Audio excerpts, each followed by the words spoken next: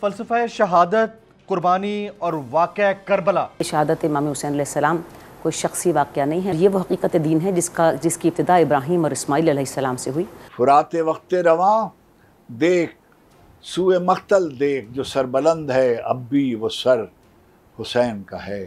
हुसैनियत सिर्फ इस्लाम में हक़ और बातिल, एक हुकूमती, रियासती, खिलाफती या मलूकियत की बहस नहीं है, ये हर इंडिविजुअल के अंदर खैर और शर की भी।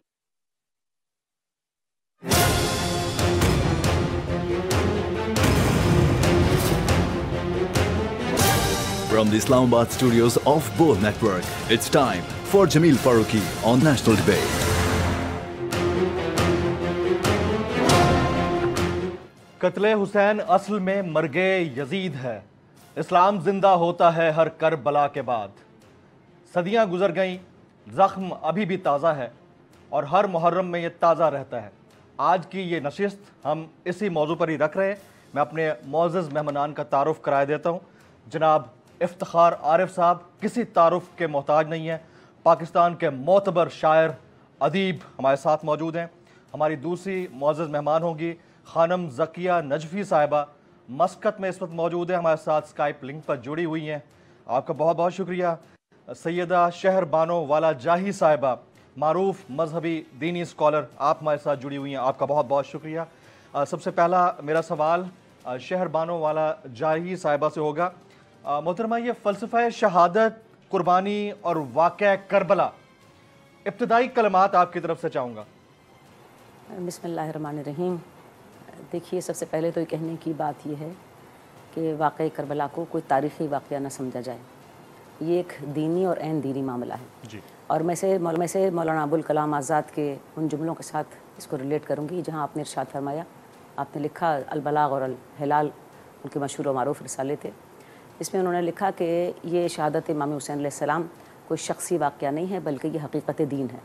और ये वो हकीकत दीन है जिसकी इब्तिदा इब्राहीम और इस्माइल अलैहिस्सलाम से हुई, और जो तारीख़ का तवील सफ़र करते करते लोगों के हाथों कहीं गुम हो चुकी थी। और इमाम हुसैन अलैहिस्सलाम ने अपने खून से इस हकीकत दीन को दोबारा ज़िंदा किया। तो ये करबला का जो वाक़या है, ये कोई नीजक रिएक्शन नहीं है तारीख़ का, कि जैसे कि आम तौर पर लोग कहते हैं कि कूफे से इमाम हुसैन अलैहिस्सलाम को ख़त लिखे गए, यजीद ने आपसे बैत मांग ली, तो आपने फ़ौरन उन खतूत की वजह से इस बात का तहिया किया कि अब आपको मदीने से कूफे जाकर अहले इराक़ के साथ मिलके और कोई स्ट्रगल शुरू करनी चाहिए। सूरह वसिफ़ात की 73 से लेकर 111 आयतें हैं, 111 तक 36 आयतें हैं, जिसके अंदर इस वाक़े को, करबला के ज़ुबह अज़ीम की उस शनाख्त को हमें पहचानवाया गया कि जिसमें जनाब नूह का तस्करा किया गया, इब्राहीम और इस्माइल का तस्करा किया गया, जनाब मूसा और हारून का तस्करा किया गया, जनाब इलियास का तस्करा किया गया।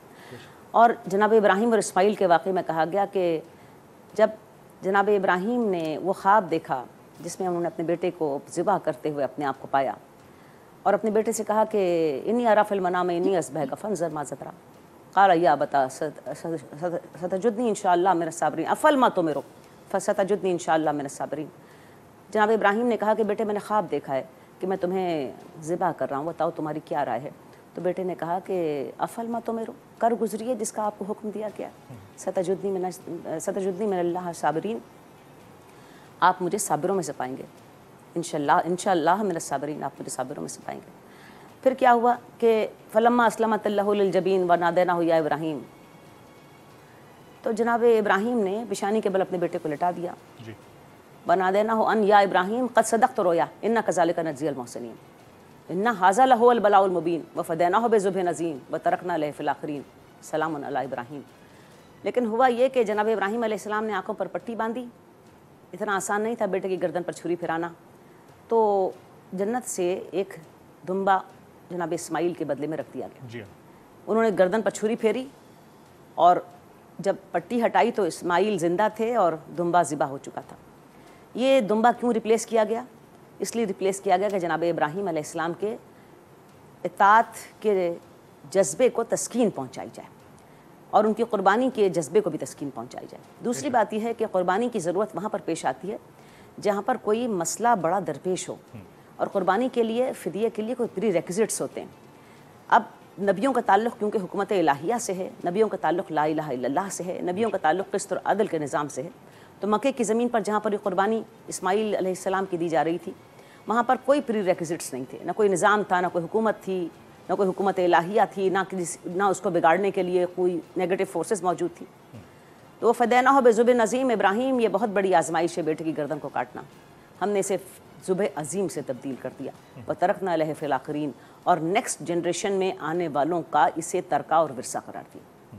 جناب اسماعیل علیہ السلام کی جنریشن میں صرف ایک پیغمبر آئے جو ہمارے آخری نبی صلی اللہ علیہ وآلہ وسلم محمد مصطفیٰ، اور ان کی اولاد میں ان کے دو بیٹے ابنانا و ابناکم آیہ مباہلہ کے اندر ان کی شناخت کرائی گئی امام حسن اور امام حسین علیہ السلام سے۔ اور شاہ عبدالعزیز محدث دہلوی نے لکھا کہ پیغمبر علیہ السلام کی شہادت دو حصوں میں تقسیم ہوئی، ایک شہادت سری اور ایک شہادت جہری۔ شہادت سری یعنی چھپی ہوئی شہادت آپ کے بڑے نواسے امام حسن علیہ السلام کے حصے میں آئی اور وہ زہر سے شہید کیے گئے۔ شہادت جہری یعنی کھلی ہوئی شہادت آپ کے چھوٹے نواسے امام حسین علیہ السلام کے حصے میں آئی اور انہوں نے کربلا کے دشت میں وہ کھلی ہوئی شہادت کو پیش کیا۔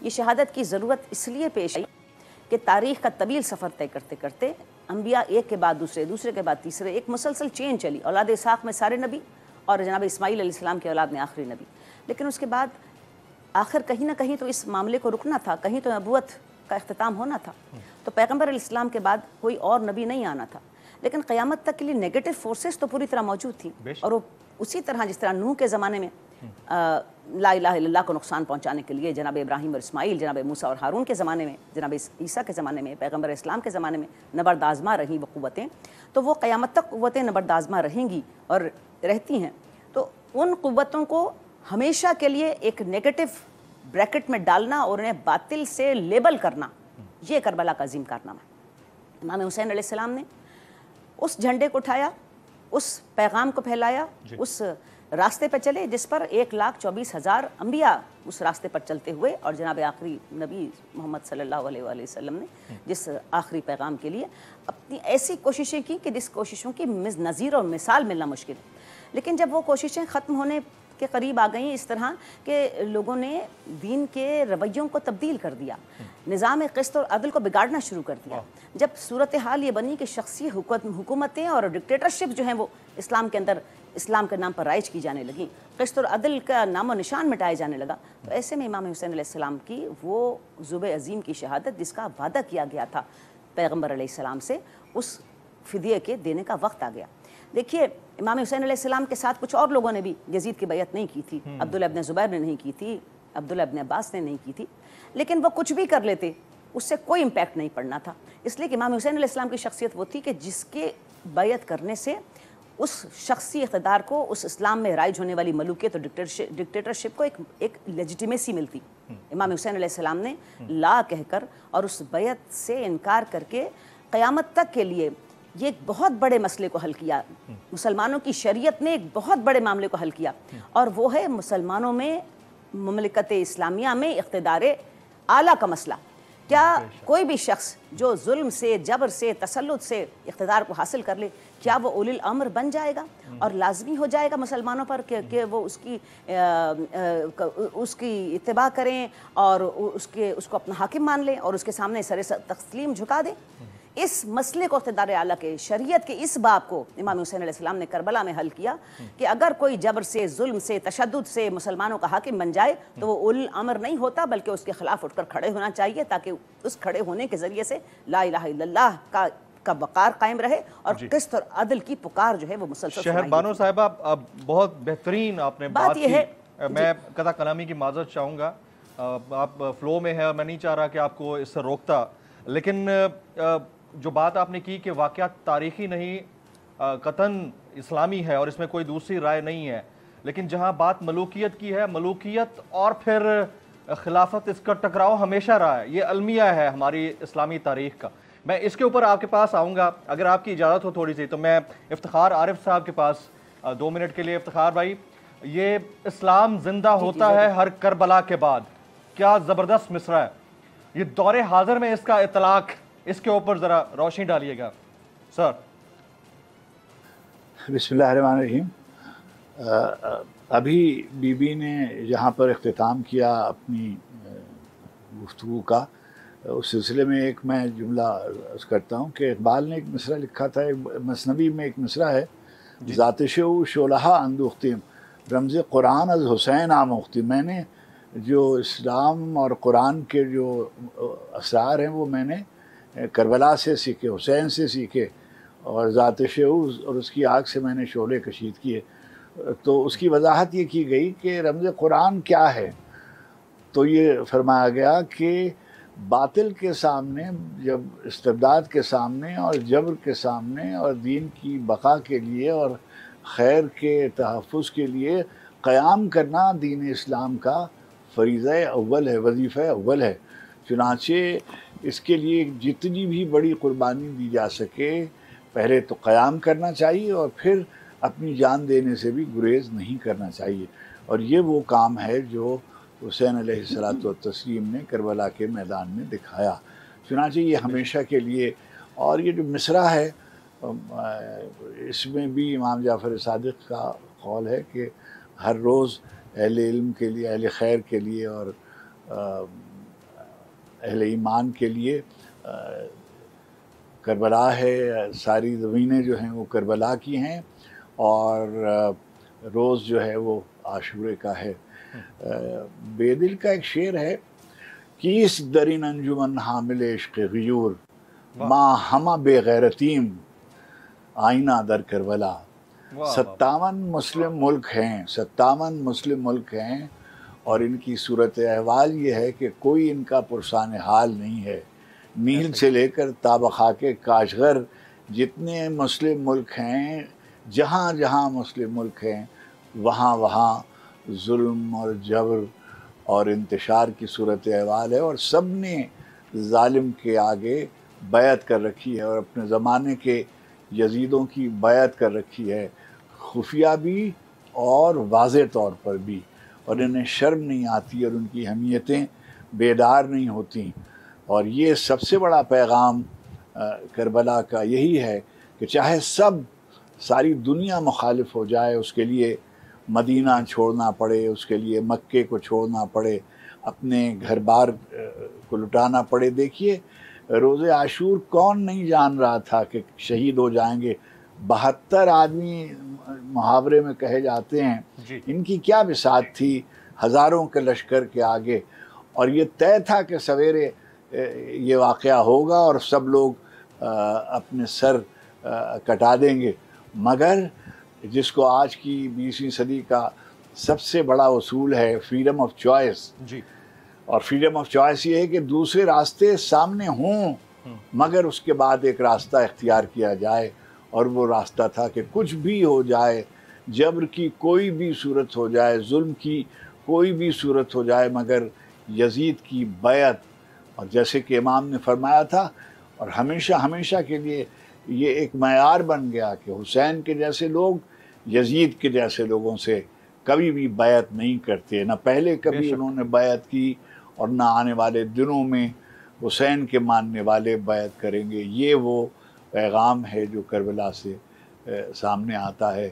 یزید کی بیعت سے انکار کرنا حسین کی سنت ہے، حسین کا حکم ہے، حسین کی قربانی کا مثالیہ ہے، سب سے بڑا مثالیہ ہے. یہ ایک واقعہ نہیں ہے، یہ ایک اسلوب حیات ہے، ایک زندگی گزارنے کا طریقہ ہے. اور کس وقت حسین کے جیسے کردار کا مظاہرہ کیا جانا چاہیے. اور بالکل ایک بات کہنے کی ہے کہ آج 2 دن کے بعد یہ واقعہ ہوگا، آپ عاشور کو دیکھیں گے، مجلسیں پڑھیں گے اور آپ گریہ کریں گے، ان کو یاد کریں گے. مگر یہاں سے ایک نئے سفر کا آغاز ہوگا، اور یہ وہ سفر ہوگا جس کی قیادت سیدہ زینب سلام اللہ علیہا کریں گی. ایک سفر ختم ہوگا اور ایک دوسرے سفر کا آغاز ہوگا، کربلا سے کوفہ، کوفے سے شام، شام سے مدینہ. اور اس کی قیادت خاتون فرمائیں گی سیدہ زینب، جو ہمیشہ ہمیشہ کے لیے خواتین کا ایک مثالیہ ہیں. دنیا میں کبھی ایسا نہیں دیکھا گیا. خدیجہ، فاطمہ، زینب، یہ 3 مائیں ہیں جو عالم اسلام میں عالم انسانیت کا سب سے بڑا مثالیہ ہیں، اور کربلا ہمارے لیے انہی مثالیوں سے عبارت ہے۔ افتخار بھائی، مرثیے آپ نے بہت لکھے، ایک چھوٹی کوئی نظم یا مرثیہ ہو جائے اور اس کے بعد میں خانم کی طرف جاؤں گا، ذکیہ صاحبہ کی طرف۔ شرف کے شہر میں ہر بام و در حسین کا ہے، شرف کے شہر میں ہر بام و در حسین کا ہے، زمانے بھر کے گھرانوں میں گھر حسین کا ہے، زمانے بھر کے گھرانوں میں گھر حسین کا ہے، فرات وقت رواں دیکھ سوئے مقتل دیکھ، فرات وقت رواں دیکھ سوئے مقتل دیکھ، جو سر بلند ہے اب بھی وہ سر حسین کا ہے، سوال بیعت شمشیر پر جواز بہت، سوال بیعت شمشیر پر جواز بہت، مگر جواب وہی معتبر حسین کا ہے، حضور شافع محشر علی کہیں کہ یہ شخص، حضور شافع محشر علی کہیں کہ یہ شخص گناہگار بہت ہے مگر حسین کا ہے، شرف کے شہر میں ہر بام و در حسین کا ہے، زمانے بھر کے گھرانوں میں گھر حسین کا ہے۔ کیا بات ہے، کیا بات ہے افتخار بھائی، لفظ لفظ موتی۔ آپ ساتھ رہیے گا۔ خانم ذکیہ نجفی صاحبہ، آپ اس بہت بڑا یعنی تاریخی تو نہیں اسلامی واقعہ ہے اور بہت زبردست کریکشن کی تھی شہربانو صاحبہ نے، آپ کائنڈلی اس کے اوپر ابتدائی کلمات روشنی ڈالیے، اس کے بعد میں اپنے کچھ سوالات ہیں وہ رکھوں گا آپ کے سامنے۔ اس میں گفتگو جہاں سے افتخار عارف صاحب نے چھوڑی ہے وہیں سے ہی چاہوں گی جانب سب کی توجہ دلانا کہ دیکھیے سید الشہداء نے جو سفر کا آغاز کیا وہ مدینے سے کیا۔ مدینہ وہ علاقہ تھا جہاں پر اصحاب رسول خدا کی کثرت تھی، پھر اس کے بعد آپ جو آپ کی منزل قرار پائی وہ مکہ، مکہ بھی وہ شہر تھا جہاں مسلمانوں کی کثرت تھی، مسلمانوں کی آبادی تھی اور ایام حج تھے۔ یہاں پر صرف یزیدیت کی بات نہیں ہے، یہاں امت مسلمہ کے لیے بھی ایک سوال ہے کہ آپ کی جو پوری تحریک ہے وہ مکہ اور مدینہ کے درمیان ہے، اور اس سفر میں تمام مسلمان ایام حج اور پھر بھی ساتھی 72 ہیں، اتنے تھوڑے ہیں، یعنی امت مسلمہ کے لیے بھی یہ ایک بہت بڑا سوال اور ایک بیداری کی تحریک ہے کہ جس سے یہ بات واضح ہوتی ہے کہ جب کربلا میں تھوڑے سے لوگ پہنچے ہیں، کیونکہ 72 کا عدد کہیں تو یہ بھی بعد میں کہیں جا کر پورا ہوتا ہے، 2 محرم کو 60+ لوگ کربلا پہنچے، تو جب پہنچے ہیں اور جناب علی اکبر نے دیکھا کہ حاجیوں نے حج کو ترجیح دی، جو مسلمان تھے انہوں نے وطن میں رہنے کو ترجیح دی، جو تاجر تھے انہوں نے تجارت کو ترجیح دی، اور اسی طرح ہر واک آف لائف کے جو لوگ تھے انہوں نے اپنی اپنی ترجیحات کو سنبھالے رکھا اور امام کے ساتھ شامل نہیں ہوئے۔ تو جناب علی اکبر علیہ السلام نے سوال کیا کیا ہم حق پر نہیں ہیں؟ تو آپ نے فرمایا ہم حق پر ہیں۔ پھر آپ نے فرمایا جناب علی اکبر جو آپ کی فرزند ہیں کہ اگر ہم حق پر ہیں تو ہمیں اس بات سے کوئی گریز نہیں کہ ہم موت پر جا گرتے ہیں یا موت ہماری جانب آ جاتی ہے۔ تو یہ مسلمان امت کی جانب سے جو غفلت کہیں یا پھر اتنا بڑا مینارہ ہدایت کا دیکھ کر اس کی جانب نہ جا سکنا کہیں، تو اس سے کیا واضح ہوتا ہے؟ اس سے یہ واضح ہوتا ہے کہ اس وقت کا یزید شام میں نہیں بیٹھا ہوا تھا، ہر مسلمان اپنے نفس کے یزید سے ہارا ہوا، کیا بات ہے، جو شریک نہیں ہوئی، اور وہ یزید آج بھی ہم اس کو ماضی کا یا اسلامی تاریخ کا ایک برا کردار سمجھ کر نہ یاد کریں۔ ہمارا نفس ہمارا یزید ہے، ہم اپنے نفس کے اندر ہی بہت سارے ایسے کردار جس کو اگر ہم نہیں ماریں گے تو ہم حسینیت تک نہیں پہنچ سکیں گے۔ حسینیت صرف اسلام میں حق اور باطل، ایک حکومتی، ریاستی، خلافتی یا ملوکیت کی بحث نہیں ہے، یہ ہر انڈیویجول کے اندر خیر اور شر کی بھی جنگ ہے، ہر مسلمان کے اندر نفس لوامہ اور نفس امارہ کی بھی جنگ ہے۔ تو اگر ہم اس جنگ کو جیت جائیں گے تو بھی ہم حسینی ہیں، ہم باہر کی جو ایکسٹرنل حق اور باطل کی جنگ ہے اس کو اگر جیت جائیں گے تو بھی ہم حسینی ہوں گے۔ کتنی زبردست بات کہی ہے آپ نے۔ ख़वातीन हज़रात, एक ब्रेक का वक्त हुआ जाता है, यहाँ पर ब्रेक ले लेते हैं। ब्रेक के पास आते हैं तो शहरबानो वाला जाही साहिबा से एक मैंने बड़ा इम्पॉर्टेंट सवाल रखा था कि मलूकियत और खिलाफत इन दोनों का टकराव हमेशा रहा है, तारीख़ का हिस्सा है, और हम मुसलमानों को एक अलम के नीचे इकट्ठा होने का मौका पूरा मिलता रहा, लेकिन लड़ाइयाँ हमेशा जारी रहीं। क्यों रहीं, इसकी हम वजह जानेंगे एक ब्रेक के बाद। साथ रहिएगा।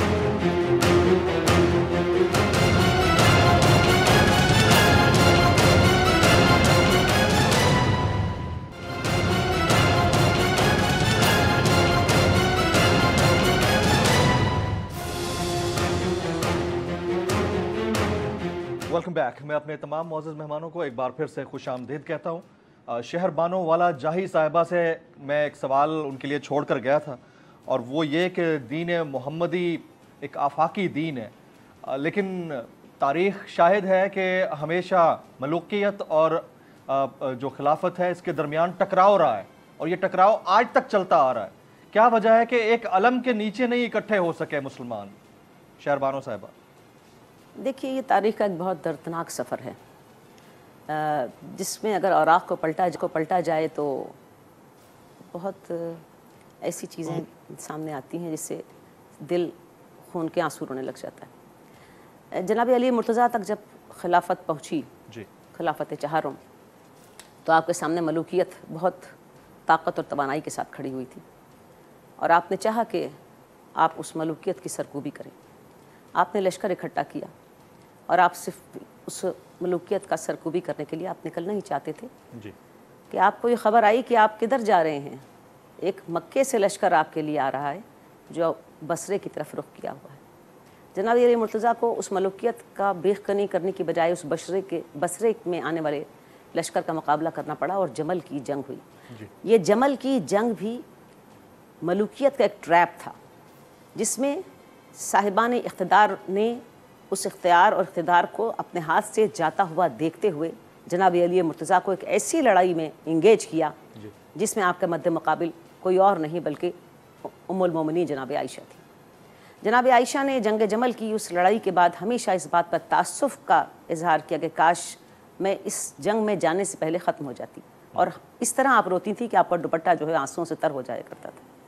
जमल की जंग ने वो नुकसान पहुँचाया मुसलमानों के इत्तेहाद को और उनको, उनकी तादाद को, कि फिर जब आप सिफ़ीन के मैदान में गए और मलूकियत की आपने बेखुनी करनी चाहिए, तो उधर से ताज़ा दम लश्कर था और इधर से आपका थका हुआ लश्कर था।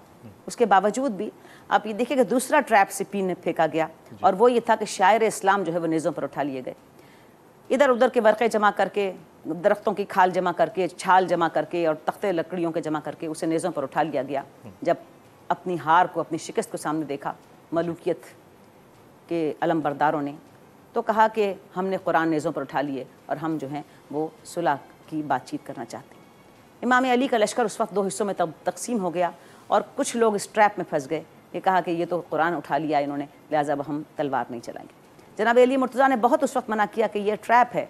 यानी पहला ट्रैप जमल था, मलूकियत का बिछाया हुआ, जनाब आयशा को जनाब अली के साथ इंगेज करना। दूसरा ट्रैप सिफ़ीन ने फेंका, जहाँ शायर इस्लाम कुरान को जनाब अली मुर्तज़ा के ख़िलाफ़ इस्तेमाल किया गया, जबकि पैगम्बर अलैहिस्सलाम की हदीस थी अल अलीउल मल कुरान वल कुरान मल अली, अली कुरान के साथ हैं, कुरान अली के साथ है। पैगम्बर अलैहिस्सलाम की मारिकतुल आरा हदीस है, इन्नी तारिकुन फ़ीकुम सक़लैन किताब अल्लाह व इतरती, मैं तो मैं दो गिरां कदर चीज़ें छोड़ के जा रहा हूँ, एक किताब खुदा और एक मेरी इतरत। अब एक तरफ जनाब अली मुर्तज़ा हैं और आपके मुकाबले में शायर इस्लाम यानी कुरान को नेज़ों पर उठा लिया गया। ये दूसरा ट्रैप था जो मलूकियत ने आपके ख़िलाफ़ फेंका, दर हकीकत मुसलमानों के ख़िलाफ़ फेंका। अब उसी ट्रैप का एक और शाखासाना निकला, और उसके बाद नहरवान की लड़ाई लड़नी पड़ी जनाब अली मुर्तज़ा को। वो लड़ाई जिसमें वो लोग जो आपके लश्कर से अलहदा हो गए थे वो आपके ख़िलाफ़ डटकर खड़े हो गए और खारिजी कहलाए, और आपने उनकी बेखनी की। पैगम्बर अलैहिस्सलाम की मारिकतुल आरा हदीस है, पैगम्बर सफ़र तय कर रहे थे, रस्ते में चल रहे थे, आपके साथ जनाब अबू बकर, जनाब उमर और जनाब अली मुर्तज़ा थे। पैगम्बर अलैहिस्सलाम का जूता टूट गया, आपने वो जूता अपने पैर से निकाला और जनाब अली मुर्तज़ा को कहा कि इसे सी दो। जनाब अली बैठकर जूता सीने लगे पैगम्बर का, और आप आहिस्ता आहिस्ता जनाब अबू बकर और जनाब उमर के साथ आगे की तरफ चल पड़े। रास्ते में आपने जनाब अबू बकर और जनाब उमर से कहा कि मैंने जितनी लड़ाइयाँ और जंगें लड़ी वो तंजील कुरान पर थी, यानी कुरान के नुज़ूल पर थी। لیکن تم میں سے ایک شخص ایسا ہے جو تعویل قرآن یعنی قرآن کی امپلیمنٹیشن پر لڑائی لڑے گا. تو جناب ابوبکر نے پوچھا یا رسول اللہ وہ میں ہوں؟ آپ نے کہا نہیں. جناب عمر نے پوچھا یا رسول اللہ وہ میں ہوں؟ آپ نے کہا نہیں. پھر کہا وہ کون ہے؟ کہا وہ جو میرا جوتا سی رہا ہے. جناب ابوبکر اور عمر سے روایت ہے کہ ہم دوڑ کر گئے جناب علی مرتضیٰ کے پاس اور مبارک دی، یا علی آپ وہ ہیں جو تنزیل قرآن پر لڑائی لڑیں گے، تعویل قرآن پر لڑائی لڑیں گے. جناب علی نے ہماری طرف دیکھا اور ایسے مسکرا دیے جیسے یہ بات انہیں پہلے سے پتا تھی. اب یہ تینوں جنگیں جو جناب علی امیر نے لڑیں، صفین کی ہو، جمل کی ہو یا نہروان کی ہو، تینوں پر رسول کی مہر ہے کہ ان تینوں جنگوں میں حق علی کے ساتھ تھے. اور یہ وہ جنگیں تھیں جنہوں نے مسلمانوں کی اسٹرینتھ کو کمزور کیا اور ملوکیت کو طاقتور کیا. اگر ان تین جنگوں سے واسطہ نہ پڑتا جناب علی مرتضیٰ کا تو خلافت چہارم سے کبھی بھی ملوکیت کی طرف یہ کشتی اسلام نہ پلٹ پاتی. لیکن وہ ٹریپ ان لوگوں نے جو سیاست کے ماہرین تھے، وہ لوگ جو اقتدار کے بھوکے تھے، انہوں نے ایسے ٹریپ ڈالے کہ پھر وہ شیرازہ جو ملت کا بکھرتا چلا گیا یہاں تک کہ امام حسن علیہ السلام کو صلح کی طرف آنا پڑا. اور وہ صلح کی بھی ایسی عجیب و غریب صورتحال تھی کہ سادہ کاغذ امام حسن علیہ السلام کے پاس بھیجا گیا کہ جتنی چاہیں آپ اس پہ شرائط لکھ لیجئے. امام حسن علیہ السلام نے جو شرائط لکھی وہ ساری کی ساری وہ تھی جو حکومت الہیہ کے لیے پری ریکوزٹس ہونے چاہیے. اللہ کا نام، پیغمبر کی سنت، کتاب کی تعلیم، یہ ساری باتیں آپ نے لکھی. اور اس میں سے ایک شرط آپ نے یہ بھی لکھی کہ اقتدار جو ہے وہ واپس امام حسن علیہ السلام کی طرف موڑ دیا جائے گا ایک سرٹن پیریڈ کے بعد، یعنی اگر کسی کا بھی انتقال اس میں سے ہو جاتا ہے. تو جیسی وہ شرائط لکھی آپ نے بھیج دیں اور اس کے بعد اس میں سے ایک شرط پر بھی عمل نہیں ہوا. اقتدار پہ پوری طرح ملوکیت مسلط ہو گئی. وہ 6 مہینے کا پیریڈ امام حسن علیہ السلام نے جس طرح گزارا، اس کے بعد پھر 10 سال یعنی 10 سال امام حسن علیہ السلام کی زندگی کے اور 10 سال امام حسین علیہ السلام کی زندگی کے، یہ تقریباً 19.5 سال کا پیریڈ ہے. یہ 19.5 سال کے پیریڈ کے اندر ملوکیت نے ہر وہ حربہ استعمال کیا جس سے اسلام کے شاعر جو ہیں وہ تباہ ہو جائیں. سورہ حج کی 41ویں آیت میں الذین ان مکناہم فی الارض وقاموا الصلاۃ وآتوا الزکاۃ وامر بالمعروف ونہی عن المنکر وللہ عاقبۃ الامور. حکومت اسلامیہ کے 4 پیرامیٹر بیان کیے گئے، ایک قیام صلاۃ، دوسرا ایتاء زکوٰۃ، تیسرا امر بالمعروف اور چوتھا نہی عن المنکر. ان 4 پیرامیٹرز پر حکومت الہیہ اور اسلامی حکومت کو قائم ہونا چاہیے. یہ چاروں کے چاروں پیرامیٹرز جو ہیں وہ اپنی جڑوں سے ہلا دیے گئے تھے اور اس طرح ہلا دیے گئے تھے کہ نمازوں کا تماشا بن گیا تھا. ملوکیت کے گورنر جو تھے وہ لیٹ کر نمازیں پڑھاتے تھے، شرابیں پی کر 2 رکعت کی بجائے 4 رکعت نماز پڑھاتے تھے اور پھر کہتے تھے، لوگ جب اعتراض کرتے تھے تو کہتے تھے کہ اور پڑھا دیں. حج کا تماشا بنایا گیا. صحابیان رسول کو وہ اذیتیں دی گئیں اور اس طرح ان کا قتال ہوا کہ تاریخ کے وہ بدترین لمحے ہیں کہ جن کو اگر ایک ریسرچر کی طرح دیکھیے، ہمیں ڈسپیشنیٹ ہو کر تاریخ کا مطالعہ کرنا چاہیے اور تاریخ کو کے علاوہ احادیث کا مطالعہ کرنا چاہیے. ڈسپیشنیٹ ہو کر ایک ریسرچر کی طرح، ایک طالب علم کی طرح جاننے کی کوشش کرنی چاہیے کہ آخر ہوا کیا. اور اتنا بڑا ایکشن لینا پڑا امام حسین علیہ السلام کو. اور امام حسین علیہ السلام کو معمولی شخصیت نہیں ہے. میں نے آپ سے پہلے بھی عرض کیا تھا کہ یہ شخصی واقعہ نہیں ہے، یہ تاریخی واقعہ نہیں ہے، یہ دینی معاملہ ہے. امام حسین علیہ السلام کے لیے پیغمبر کی وہ عظیم و شان حدیث موجود ہے، حسین منی وانا من الحسین، حسین مجھ سے اور میں حسین سے. تو جو کچھ امام حسین علیہ السلام اس نے اس وقت انجام دیا در حقیقت تو فعل پیغمبر ہے. اس لیے کہ پیغمبر نے کہا کہ اگر یہ مجھ سے ہیں نواسا ہونے کے رابطے سے تو میں ان سے ہوں، یعنی میں ان کے ذریعے سے لا الہ الا اللہ اور محمد رسول اللہ قائم ہوگا. تو امام حسین علیہ السلام 50 سال تک اس حدیث کے صاحبان میں آپ نے سفر طے کیا ہے اور آپ کا جو بھی ایکشن اور جو بھی عمل ہے وہ در حقیقت پیغمبر علیہ السلام سے ڈائریکٹلی ریلیٹڈ ہے. تو وہ جو ایکشن امام حسین علیہ السلام نے لیا، جب آپ سے بیعت مانگی تو آپ نے کیا ارشاد فرمایا؟ نحن اہل بیت النبوہ مختلف الملائکہ و معدن الرسالہ و محبت الوحی. ارے ہم اہل بیت نبوت ہیں، رسالت کی کان ہیں، ملائکہ ہمارے گھر پر آتے ہیں، ہم سے خدا نے دین اسلام اور رحمتوں اور برکتوں کا آغاز کیا اور اسلام ہمارے گھر میں قائم کیا. ہمارے ہاں فرشتے آتے ہیں، ہمارے ہاں فرشتے جاتے ہیں. اور وہ جس سے کی تم بیعت کرنے کے لیے مجھے کہتے ہو وہ ایک نفس محترم کا قاتل، احکام خدا کا مذاق اڑانے والا، کتاب خدا کی تضحیق کرنے والا، ظلم اور عدوان سے حکومت کرنے والا، ایسے میں مجھ جیسا اس جیسے کی کیسے بیعت کر سکتا ہے؟ تم بھی سوچو اور ہم بھی سوچتے ہیں کیا بات کہ آخر سزاوار بیعت کون ہے. خانم آپ اتنا ماشاءاللہ فلو سے بولتی ہیں، میں دل نہیں کر رہا کہ آپ کو میں انٹرپٹ کروں، لیکن کیونکہ وقت کی قلت ہوتی ہے اور میں مزید سننا چاہوں گا، ابھی وقت ہے ہمارے پاس. بہت زبردست فلو میں آپ بات کر رہی ہیں. واقعہ کربلا کے اوپر یہ خصوصی نشست جاری ہے، لیکن یہاں وقت ہوا ایک بریک کا، ساتھ رہیے گا.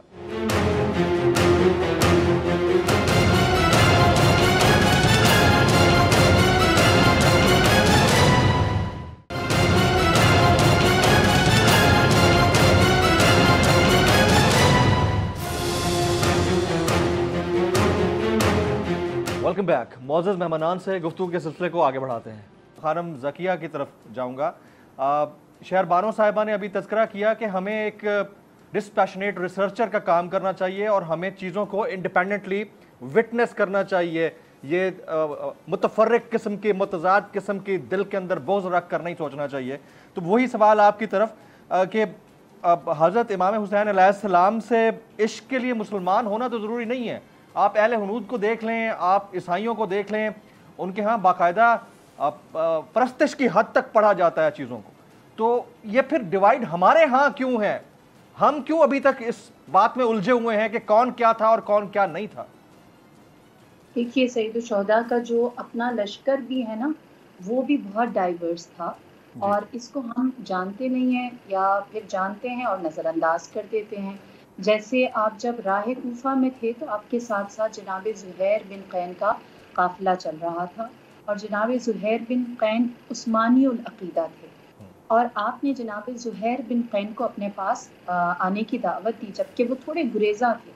और जनाब ज़ुहैर बिन कैन को जब दावत मिली तो कहते हैं उस वक्त उनकी ज़ौजा जनाब दैलम आपके हमराह मौजूद थी और उन्होंने फरमाया कि कैसे गवारा है आपको कि औलाद रसूल बे आब गया सरजमीन का रुख करे और हम अपने वतन की जानिब चले जाएं और अपने लिए सुख देखें।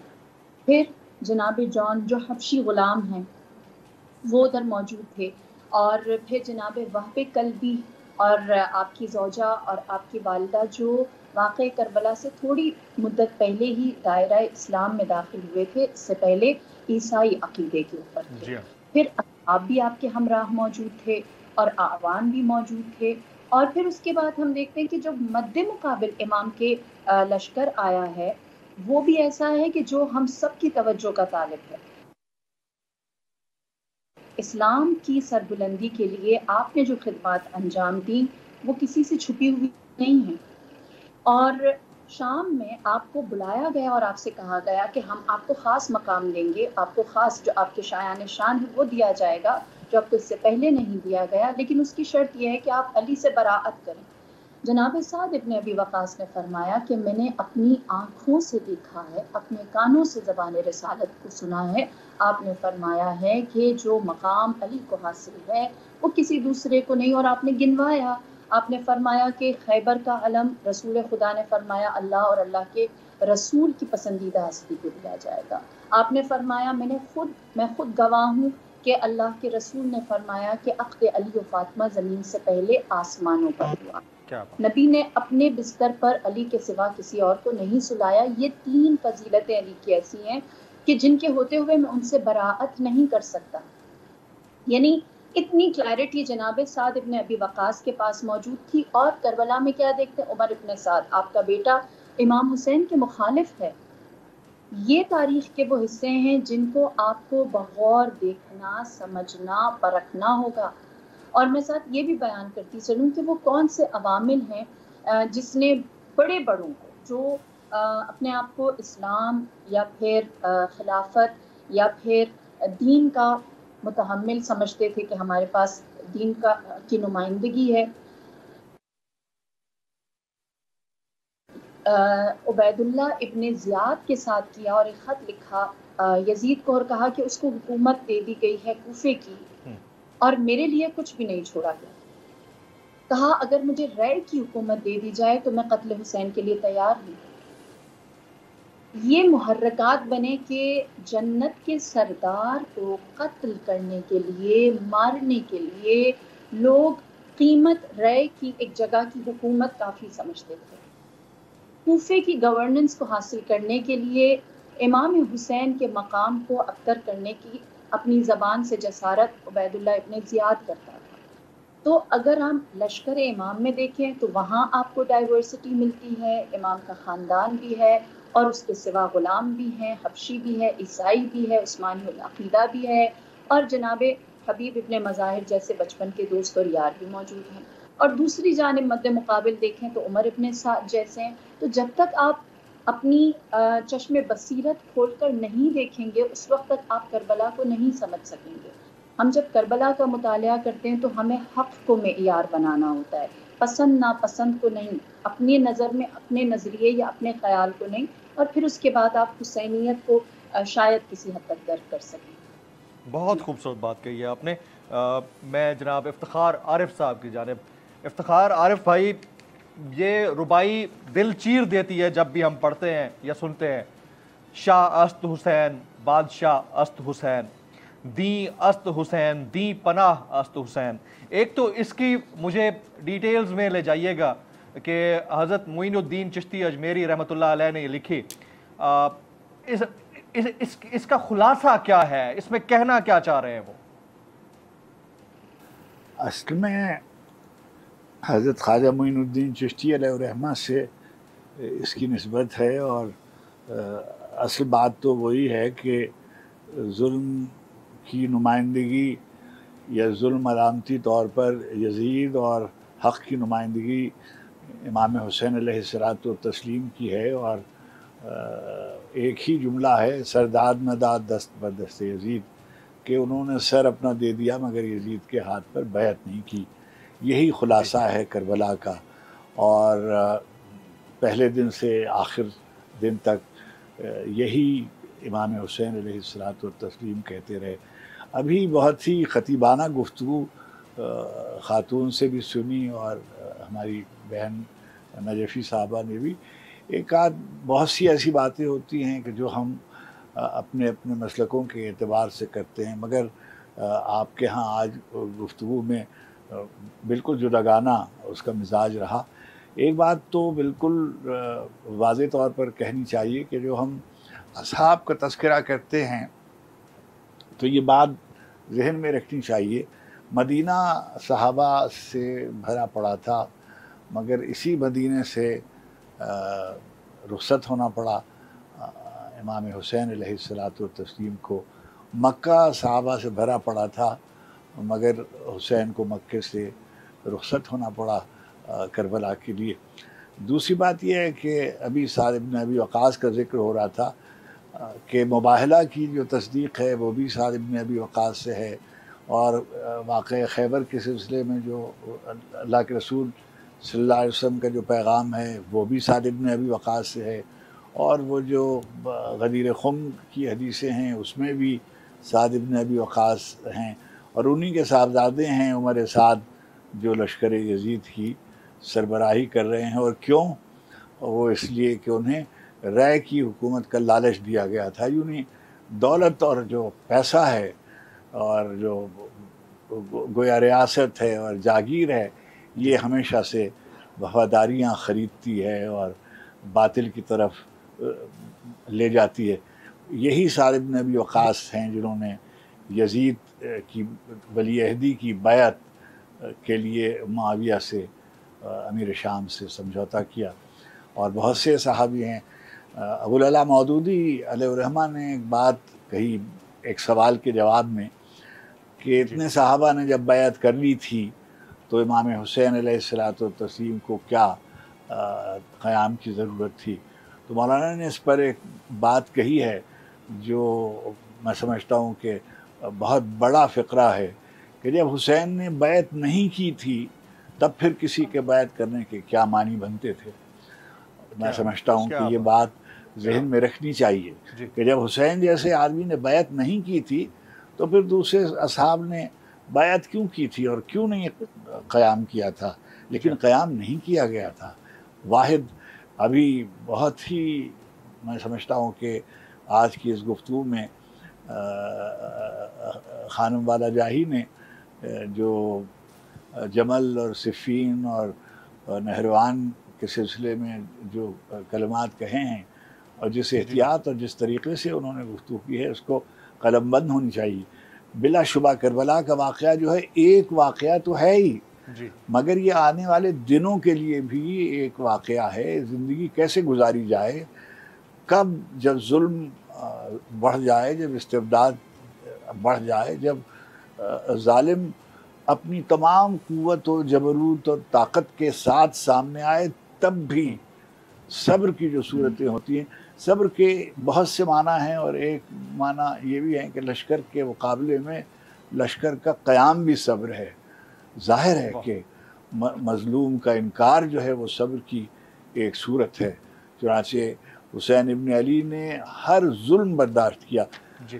سب ظلم جو دنیا میں ہو سکتے تھے، بہو کا ظلم، پیاس کا ظلم، ناموس کی بے حرمتی کا ظلم، زنجیر کا ظلم، قید و بند کی ثبوتوں کا ذکر، دربدری کا ذکر، اپنے گھر سے بے گھر ہونے کا ظلم، سارے ظلم ہو چکے تھے حسین پر، مگر حسین نے یزید کی بیعت سے انکار کیا. آج کے اس یہ سب سے بڑی بات، سب سے اہم جملہ افتخار عارف صاحب، ویسے تو والا جاہی صاحب کیا کمال بحث رکھی، اور پوری جو تاریخ ہے اسلام کی اس خاص واقعے سے جڑی ہوئی اس کو ہمارے سامنے رکھ دیا ہے. ذکیہ نجفی صاحبہ نے بہت خوبصورت بات کی.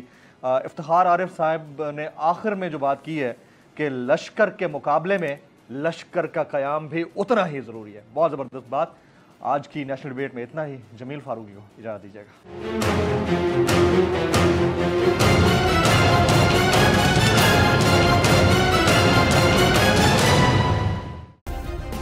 سبسکرائب کریں اور بیل دبائیں تاکہ کوئی خبر رہ نہ جائے.